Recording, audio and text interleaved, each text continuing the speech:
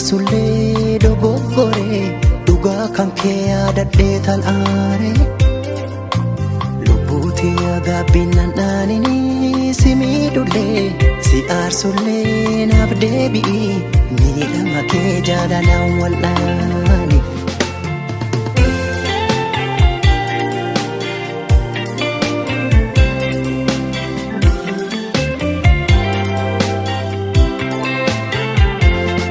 Loko jaalala nagaadite wal'aanattu as deebite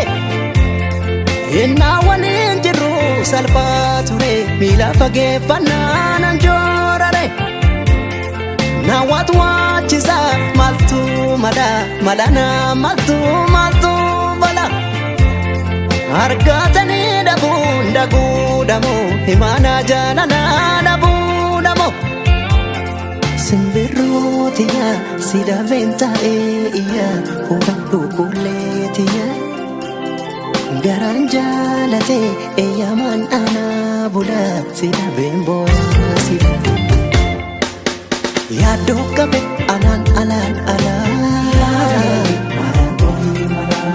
maaloo dafi rakkoo koo hubadhu simbirrootiyya qaamaan jira yaaddoodhaan enjoorare annaniitiya ba'aa jaalala kana meeyyoo mana hirpare simbirrootiya onnee boqomsuuf jedhee qubeellaa kee dhoongadha waan ofiitiya of jajjabeessuuf jedhee maqaa keetiin kakadha.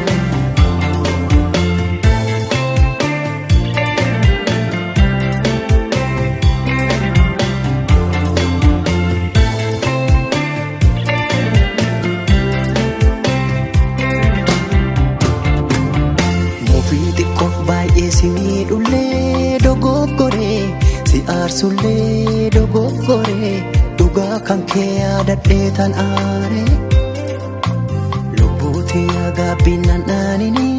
si miidhullee si aarsullee naaf deebi'i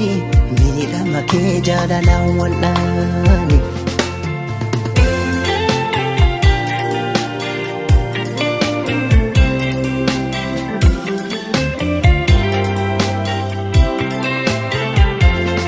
Loko jaalala nagaadite wal'aanattu as deebite innaa waliin jirru salphaa ture miila fageeffannaan joorare naawwatu waachisa maaltu mala maaltu bala argatanii dhabuudhamoo himaana jaalala dhabuudhamoo. Simbirrootiyya si dhabeen taa'ee hubadhu kulleetiyya garaan jaalatee eeyyamaan aanaa bula si dhabeen boorasila si miidhulle maaliif hin daganne hirbuu qabnu maaliif hin yaadanne simbirrootiyya qalbii koo fuutee kuttee onnee koo fuutee littee hawwaniitiyya hin deebitu naaf jettee hin deebitu naaf iltee simbirrootiyya akkamiin irraa turtee hin deebitu naaf iltee obsaniitiyya onnee koo fuutee kuttee onnee koo fuutee littee simbirrootiyya hin deebitu naaf jettee hin deebitu naaf iltee.